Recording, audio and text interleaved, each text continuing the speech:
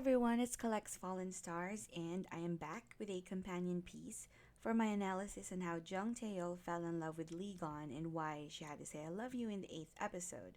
Now, this time we are going to take Lee Gon's side of the story and look at exactly how and when he fell in love with Jeong TaeEul. This will be a two-part video, and for this first part, we're going to talk about how Lee Gon, being a mathematician and a rower, has dictated the way that he went about his relationship with Taeyeol. Now, it's pretty easy to say that Lee Gon starts off in the King Eternal Monarch already in love with Jeong Taeyeol, and he remains in that constant state all throughout the series. That his character is that flat as the world according to Jeong Taeyeol. Now, while it may be true that his character remains deeply devoted to her all throughout, I'm here to show you that he isn't a flat character. Aside from the external struggle he has with his uncle Lelim and convincing Taeyeol of his identity and his depth of feeling for her, loving Taeyeol also forced him to confront certain things. On their first chicken dinner together in episode 2, which felt more like an extension of his interrogation instead of a friendly dinner, Lee Gon finds out exactly what kind of person he's dealing with Jeong Taeyeol. He had just thanked her for being the reason why he survived the last 25 years of his life after his father had been murdered. She was tied to that one great big mystery of his life, and he had wanted to find her all these years. Now she was there, eating dinner with him.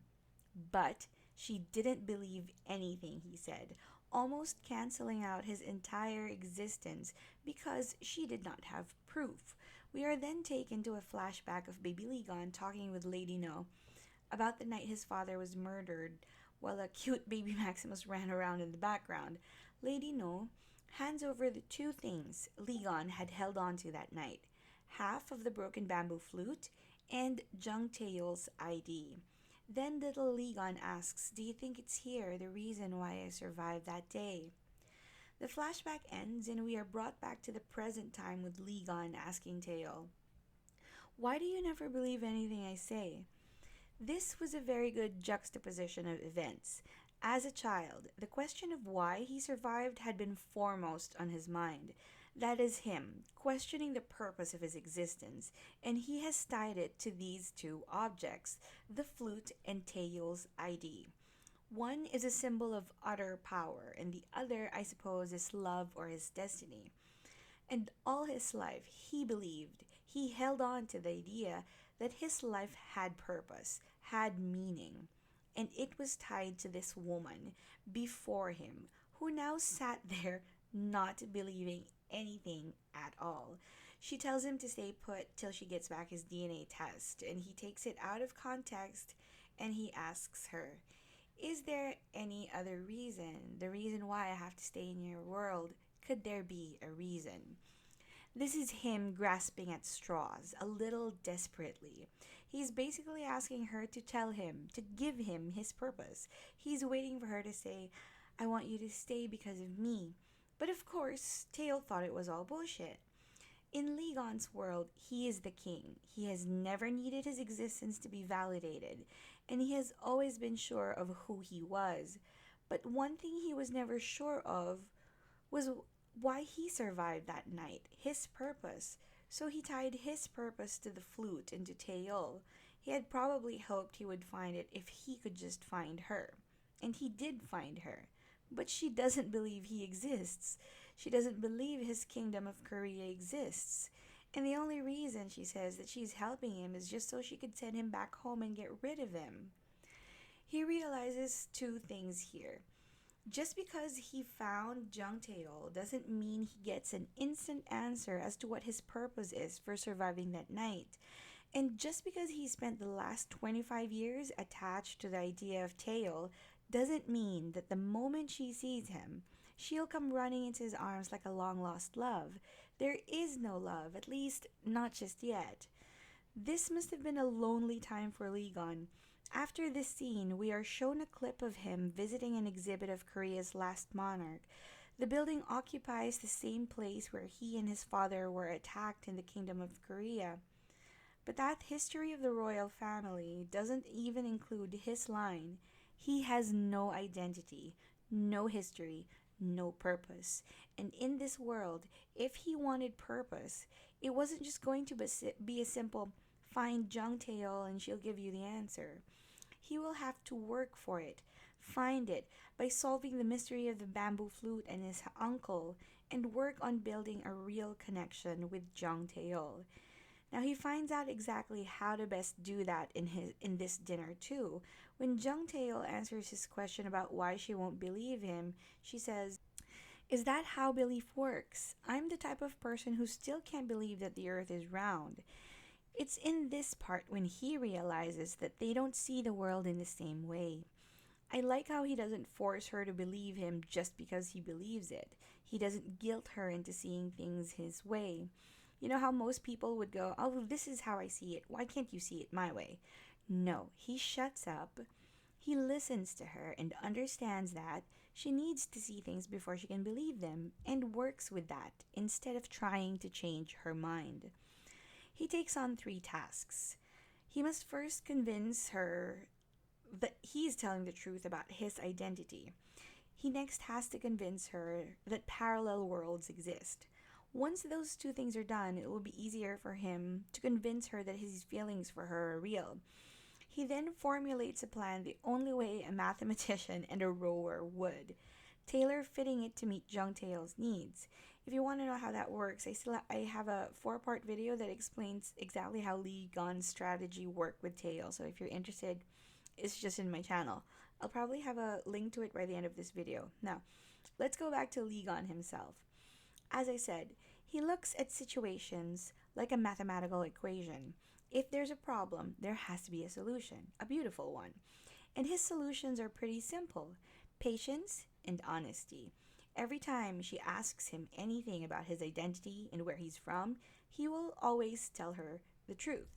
No matter how many times she asks the same question, he will always give her the same answer, which can be frustrating for other people, but for Lee Gon, it's what he does.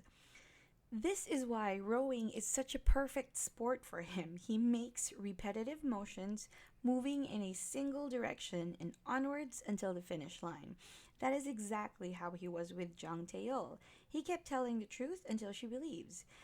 But he won't try to force her to believe him before she's ready, and endures it every time she insults him or accuses him of fictionalizing everything. If you look at episode 3 and what's probably their second chicken and beer dinner, he tells her, "You got nothing on my DNA results, but you still can't believe me, right?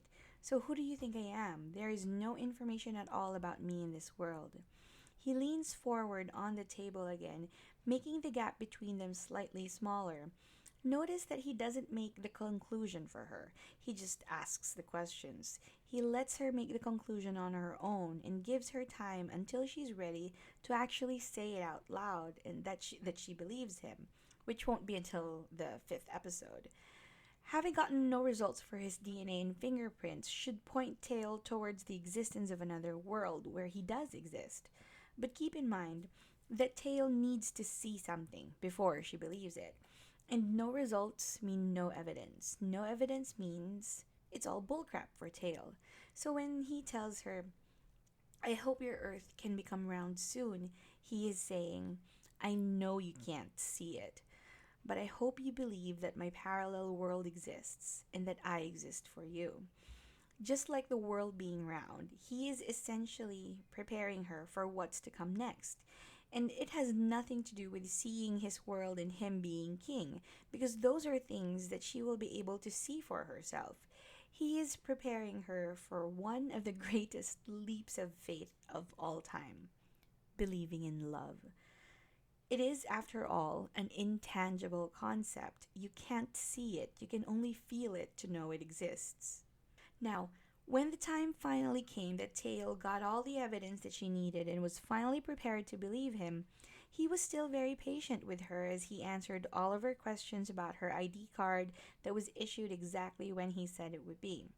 He goes to her, gathers her hair together in a ponytail in one hand, holds onto the side of her neck with the other while he answered all of her questions correctly, getting rid of all of her excuses for not believing him. He is literally and figuratively holding her steady. as her world kind of fell apart, knowing that she had been wrong all this time. He didn't jump with glee or anything because he was right and she was wrong. He understood how this must have been terrifying for her, and he kind of just was there to help her keep it together. Then he offers her his other world, letting her decide if she wants to see it for herself. He holds her hand, pulls her to Maximus, puts both her hands on his shoulders, and he puts this woman who had never watched fairy tales in her entire life on a white horse that's fit for a prince and princess. I swear, when the snow started falling in this scene, Maximus turned into a unicorn for me. It was that magical. So physically, you can see him becoming more protective of her in this instant. He closes his hand over hers, puts her hands on his shoulders as if to tell her, "You can depend on me, you can trust me." He cages Taeyeol between his arms as they ride off, and even when they get to Korea, he still has her inside his arms in a protective circle, asks the guard to step back because he knows exactly how flat earther Jeong TaeEul will feel in a parallel world. He already knows she's a strong, capable woman, but he didn't hesitate to provide comfort and protection because he understood that even the strongest ones may need comfort and protection at times. He does gloat here a little. "See, I was right, wasn't I?" Still on his horse, he leans closer to her, almost speaking right into her ear, his lips quite possibly less than 2 inches away from her earlobe. I mean, if I was Kim Go-eun here, I'd be shivering with want and desire. But of course, she's busy taking in the fact that a parallel world exists, so maybe her libido is still in the back burner for now. But when she turns her head to face him, it was quite possibly the sweetest, most electrifying non kiss ever. Now, at this point, he seems to have ticked off all of his tasks, convinced her he's a king, convinced her that a parallel world exists. Now, the next thing to do is to convince her that his feelings, 25 years in the making, are real. But how real are his feelings? Because the Jeong TaeEul he's now with is very different from whatever he imagined Jeong TaeEul to be when he was 8 years old. This is what I'm going to talk about in part 2, how he reconciled the imagined Jeong TaeEul with the real one, and the exact moment when he fell in love with TaeEul. If you're still interested to see how that goes, just go on to the next video. That's it. Thank you for listening.